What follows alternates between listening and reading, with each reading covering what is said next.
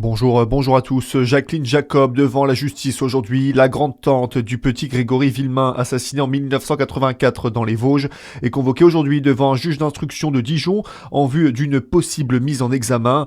Elle est soupçonnée d'être un corbeau de l'affaire. Elle continue de clamer son innocence malgré les analyses graphologiques des lettres qui démontrent sa culpabilité.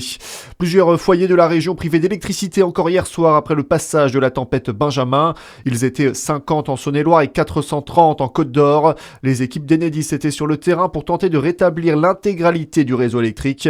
Pour ce qui est des interventions des pompiers, elles ont été peu nombreuses. Aucune victime n'est à recenser.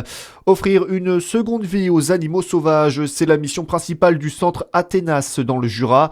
Un travail réalisé par des dizaines de salariés et bénévoles dans la commune de l'Étoile, près de Lons-le-Saunier.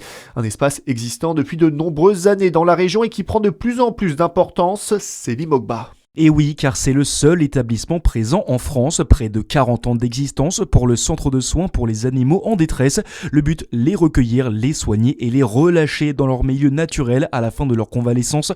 Un espace existant depuis 1987 qui soigne des animaux sauvages de 11 départements, dont la Côte d'Or et le Jura.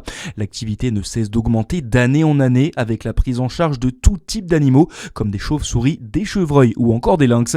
Près de 6000 d'entre eux sont déjà passés par le centre depuis le début de l'année. Des panneaux routiers sont également offerts aux communes proches du refuge pour appeler les automobilistes à la vigilance sur les routes. Dans le reste de l'actualité également, des débats houleux en perspective. Les députés examinent à partir d'aujourd'hui le projet de loi de finances.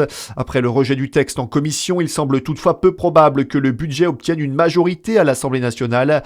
Un budget sous le feu des critiques du Parti socialiste notamment. Dans une interview aux Parisiens hier soir, Boris Vallaud laisse planer la menace d'une censure. Le chef des députés PS qui demande plus de justice fiscale.